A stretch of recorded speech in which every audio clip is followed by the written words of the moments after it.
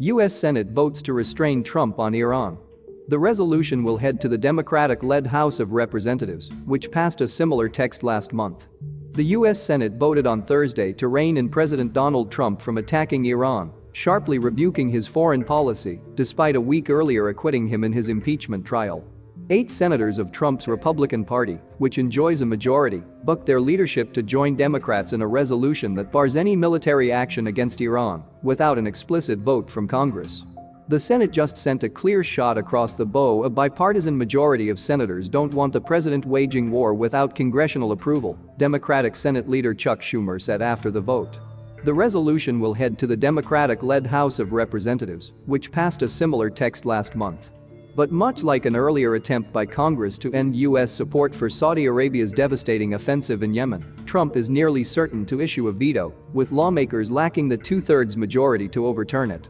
Moments before the vote, a rocket slammed into an Iraqi base housing U.S. troops, in the first attack on the site since a December 27 barrage killed a U.S. contractor, according to Iraqi and U.S. security sources.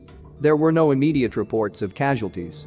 The contractor's death set off an escalating crisis in which Trump ordered a drone strike at the Baghdad airport that killed Qasem Soleimani, Iran's most powerful general.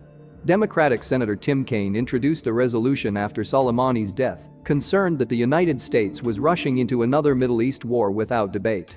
While warning of dire consequences of an escalating conflict with Iran, Kaine said his main point was to restore the authority of Congress to declare war, as spelled out in the U.S. Constitution. An offensive war requires a congressional debate and vote. This should not be a controversial proposition, Kaine said in a speech on the Senate floor.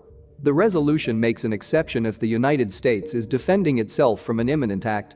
Democratic Senator Tammy Duckworth put concerns about Trump more bluntly. "My 21-month-old toddler has better self-control than this president does," she told reporters.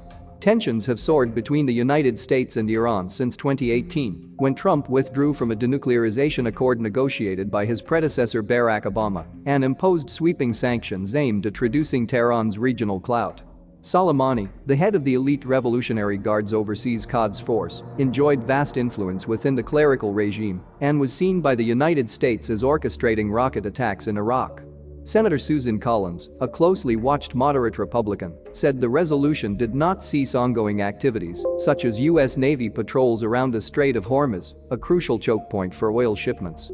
The Iranian regime should not interpret these votes as a lack of resolve against its aggression and malign activities in the region, she told reporters. But the resolution, she said, will show that no president has the authority to commit our military to a sustained conflict. Among other Republicans who voted yes was Mike Lee, who said a classified session by the Trump administration after the Soleimani killing was uninformative and the worst defense briefing he has ever received. Senator Mitt Romney, the sole Republican who decided to convict Trump, voted against restricting him on Iran.